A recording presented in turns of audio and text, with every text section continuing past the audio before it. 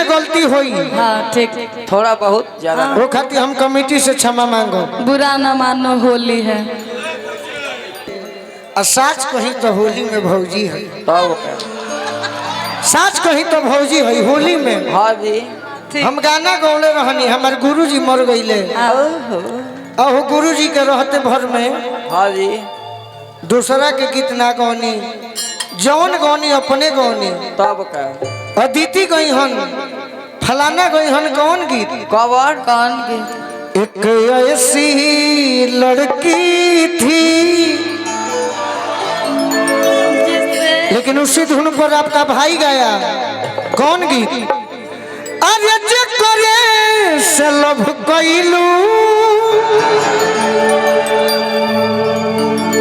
ओ करे से परेशानी बा।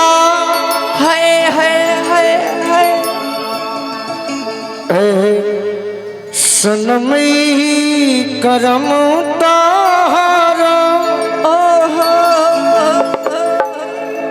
लागे खानदानी। यही से कहता नहीं कि होली में भौजाई लागे। अच्छा हम जानता धर्मेंद्र भैया, हम कहें बोला ना हमारा के कहे दे, बोला बाघ बोला, मतलब आप ही खाली कहिएगा। तू कही हम की शुरुआत हमारा से होके दो। लास्ट में कहियो, लास्ट में यह भौजी ही है, ये भौजी रोज प्रोग्राम करती किनत। यह भौजाई ही है। हाँ जी। अरे उंघाई आवता हो, उंघाई आवता फगुआ में भौजाई के उंघाई आवता। फगुआ में भौजाई के उंघाई आवता, होलिया में भौजाई के उंघाई आवता। होलिया में भौजाई के उंघाई आवता, उंघाई आवता हो, उंघाई आवता। उंघाई आवता हो, उंघाई आवता, उंघाई आवता हो, उंघाई आवता। होलिया में भौजाई के उंघाई आवता। होलिया में भौजाई के, होलिया में भौजाई के उंघाई आवता।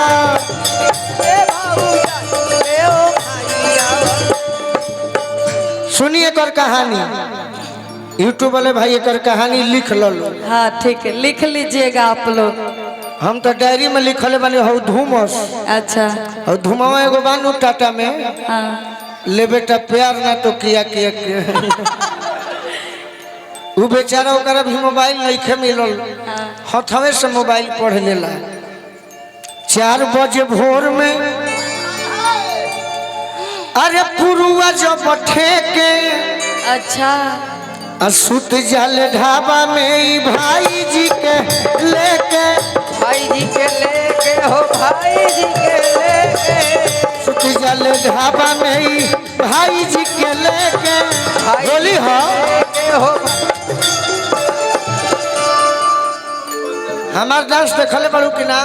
हाँ देखे हैं, बाकी आज नया करिएगा हमको पता। बा के कहीं है बा हाँ। एकर 9 बजे दिन ले जमाइया, एकर 9 बजे दिन में जमाइया होता, एकर 9 बजे दिन ले जमाइया होता।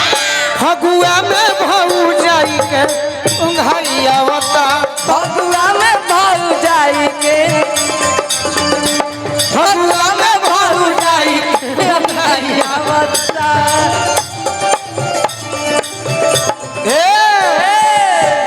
बाकी एक बात से जानी सब है।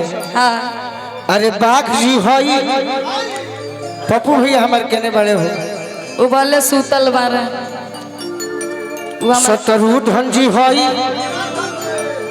अरे भाई लोग जाना ही परियारा के बेटी, वो तो है, धनी घर के ही है।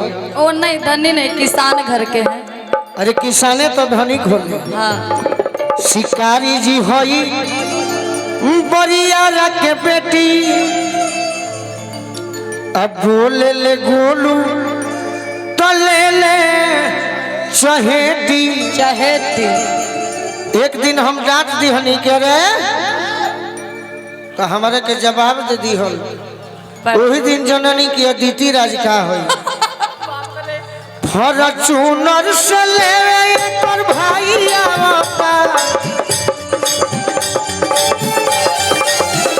फॉर्च्यूनर से ले कर भाई आवता अब फगुआ में भऊ जाई केहू भाई आवता फगुआ में होलिया में भऊ जाई केहू भाई आवता